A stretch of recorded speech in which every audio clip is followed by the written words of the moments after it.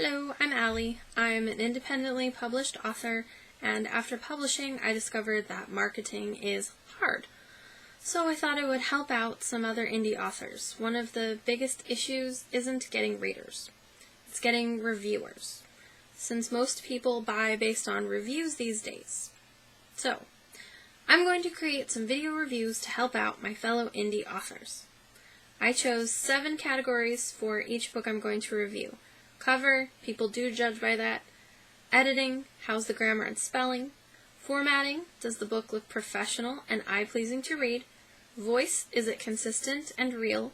Plotline, is this consistent and compelling. Character, are the characters interesting and do they feel real. And setting, can I see and feel everything. My first novel to review is called In Restless Dreams. It was written by Wren Handman. She lives in Vancouver and writes fantasy, sci-fi, and paranormal fiction. She said she adores speculative fiction, anything that explores the possibilities of what our world doesn't offer. She also said her core idea for the book was, I had the idea, what if fairies were real?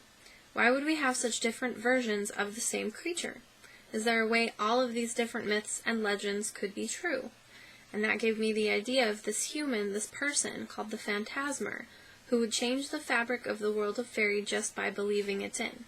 And the story was born. And what a story it is. In Restless Dreams is contemporary paranormal, so it switches from real world to fairy worlds, and is ages 18 and up. 1. The cover. Very professional in appearance and pleasant to the eye. There's a watercolor effect that's really pretty, and it all matches the imagery that's in the book. 2. The editing. Some parts I thought should be in italics, like certain places where the lead character's thoughts are racing and she's in a panic. Most of the time the main character's talking to the reader, but when she gets stressed, she talks to herself, and it was a little confusing at times, but it didn't ruin the story. It was just a little confusing. So italics would have been nice. There was also an incident where it starts out saying that paint was spilled, and then in another scene it says it was ink. So that was a little confusing. Number 3, formatting. The chapters all start on the right side page, which I always love, because it just feels better. It feels more natural, even for an ebook. The formatting was very professional, consistent margin and a little flower on every chapter. Voice. Most of the book is told to the reader by a teen girl. This was done very well.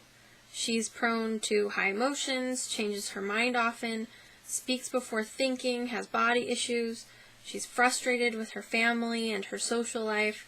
She can be self-absorbed without really realizing it, but she's not unlikable because she does care, which is evident when she tries to make really important decisions that could impact strangers, basically.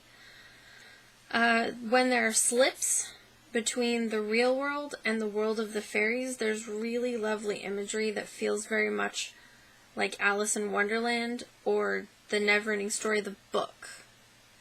5. The plotline.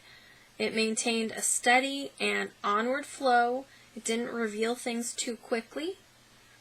The real life as a teenager scenes have kind of a Cruel Intentions feel because they're supposed to be kids that are rich in a private school. So that's kind of the emotion that I got from it was the movie Cruel Intentions, which is also a book. Anyway, the book doesn't end too quickly, and it wraps everything up really well, even though things started happening faster within the plotline. It doesn't feel like it's going too fast in the story. It's not the plotline. Things started happening faster on the page, if that makes sense. But it didn't overwhelm the story and feel like it ended too quickly. It wrapped everything up in just the right amount of time. The characters.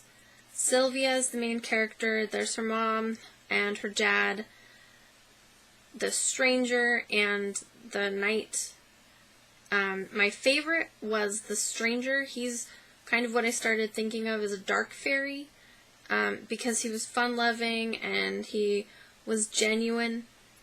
I found myself wanting to know more about him specifically. The setting. There was really wonderful imagery. I want to stress that. The imagery was great. It goes from Nevada to New York in the real world. But the descriptions of the fairylands are really cool and inventive. I found myself wanting to go back to the fairy portions and reread them.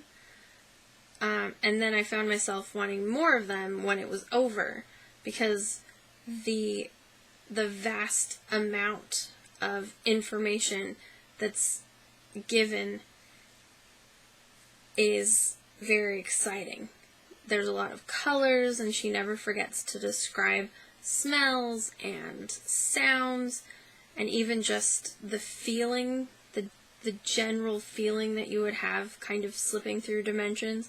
You can kind of understand that, and that was very cool. I appreciated that. Overall, it was very entertaining and fascinating. It was an excellent balance of the real and the surreal, and the links to buy it are in the description, as are the links to all of Wren's social media.